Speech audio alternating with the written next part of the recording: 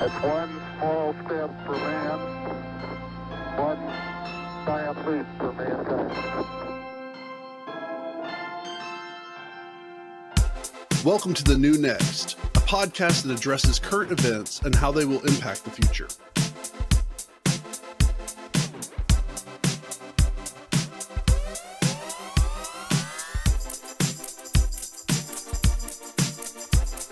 Maybe I haven't heard correctly, but the U.S. rail strike that's going on, I thought I heard something yesterday that said that it was resolved, but maybe you can give a little bit more insight in that. What is resolution, right? The government came in and is basically forcing these people to give up their bargaining rights. From my understanding, the rail workers related to this have 0 days of paid sick leave. And their union bosses negotiated 1 day of paid sick leave. And people were pissed off about it. And they were like, this is outrageous. You think about who owns these railroads. It's some of the most wealthy people in our society, from Gates and Buffett. So you have basically the titans of industry that are very connected to the government. To have the government take a very hard-handed approach to, first off, get involved, but then second off, break it into two bills where the first bill basically forces them to work, and the second bill was to force the railroads to do paid sick leave. I think the Senate blocked that, and that is not going through. I believe the rail workers are forced to work, but are in a worse position than they were before the government got involved. And that position wasn't great to begin with. Biden was supposed to be the big union president, and this is going to be very interesting to see how this plays out politically and what happens going forward with these rail workers.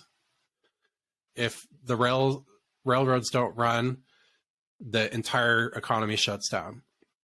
So, for instance, a lot of the sand that's used in fracturing operations comes from Wisconsin. Without that sand showing up to run for frac operations, there's only so much local sand that you can use.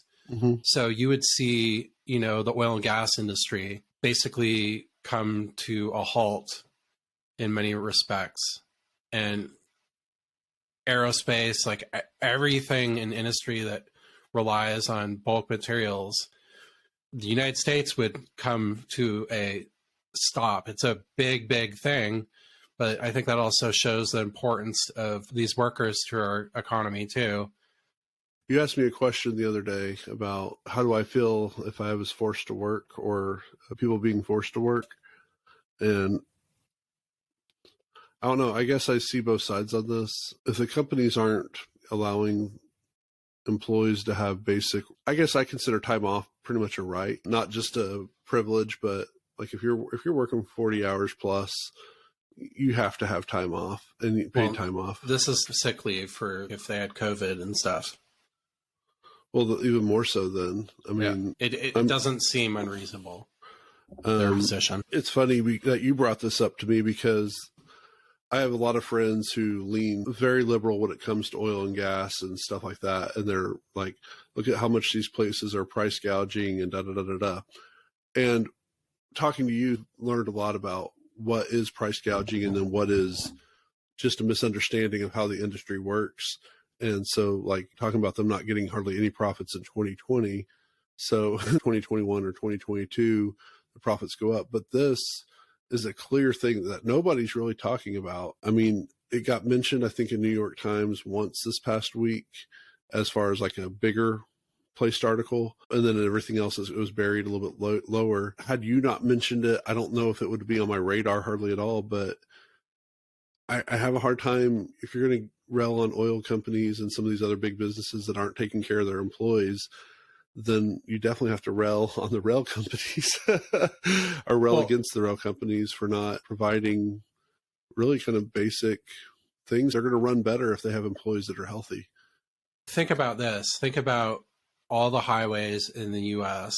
if they were owned by 10 private companies And there were basically bridges all across them that required people to raise and lower them. Otherwise, they wouldn't work. If nobody was going to be able to drive to see their family for Christmas, and all interstate commerce with trucks was going to stop if these people didn't figure out some sort of labor relation, and the companies were playing hardball, I'm sure people would be a lot more pissed off. But I think given that it's not in front of our face all the time, we just don't really think about this. But this is, ships and trains are what keep this country going, and energy, right? I think you're completely right, because there's not been an actual shutdown. We haven't felt it as, or maybe there's been a shutdown, but it hasn't been felt. People don't care. It's kind of like with nurses at the beginning of COVID. Until it became a problem, it was something that people overlooked. My wife's grandfather was a union boss or union manager or something for Kansas. Sounds very nefarious. Union boss. I don't know what they call it, like the union lead or union rep. Yeah. Well, it's like higher than rep, I think. Well, like the main person that's in charge. Yeah, he still worked in the field, so he wasn't one of the ones that was paid by the union. Oh, okay. But he was like the person who I guess so. A union rep is correct, but he had like a certain title or something. Yeah, he was a representative of all the people.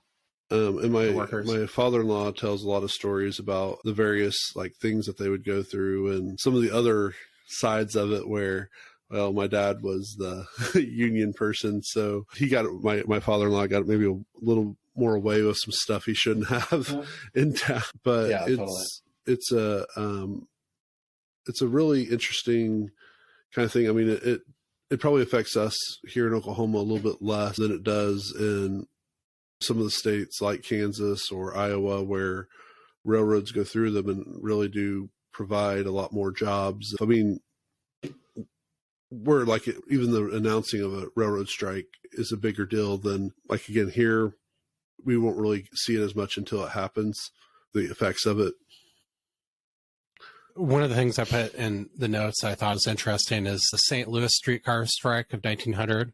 Mm-hmm. And that was basically a labor action in St. Louis where the workers were pretty much long hours, low pay, poor working conditions.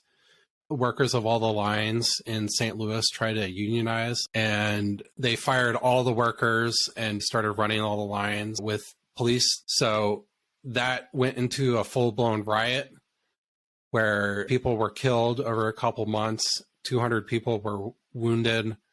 This is just a comparison of history where something happened in the same way. Workers got together and wanted to support their rights in a totally reasonable way and got shafted like they are right now.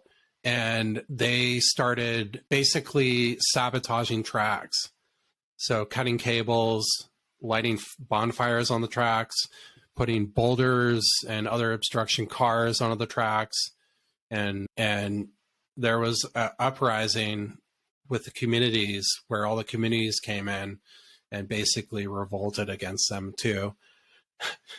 I thought it was interesting because I don't know in 1900 kind of the societal stuff, but I really do feel that we've got this kind of like, you see everywhere in society, this kind of revolutionary energy that spawns stuff like Bitcoin. Mm-hmm. I do think some of that energy is going to start to be kind of brought into a system to kind of change the system in a traditional way, not just throw it out. But you really see all throughout society right now, there's, I think, a solidarity with a lot of people getting screwed over that really aren't asking for much and make such a big, important part of our economy. It would be a meaningful impact to quarterly financial statements for public companies if rail strike went through. This would be absolutely devastating. So it's hopefully a good resolution, but I think it's indicative of a lot of the societal stuff that we're working through right now, finding out who do we want to be as a global society? What sort of value do we want to have for people? Like, Right. how important is the collective? How important is the individual? I really see that as a general theme in most of the discussions that we have that are societal based, from politics to finance to geopolitics. Individualism versus collectivism are bumping heads. And as thing goes to crap, they both are getting more solidified in their polarities. And then a lot of people are in the middle and are like, well, I see where both of you are coming from. You know, this is whole democracy and societal regulation is a very messy thing. How do we come to some sort of path forward on this chaotic time in our history? Yeah, we'll definitely have to come back to this and see how things look maybe a month or so from now on this area. If you would like to learn more about the New Next podcast, find us at thenewnextpodcast.com, where you can suggest a topic you would like for us to cover. If you enjoyed what you heard, share the podcast, tell a friend about it, or rate us with 5 stars.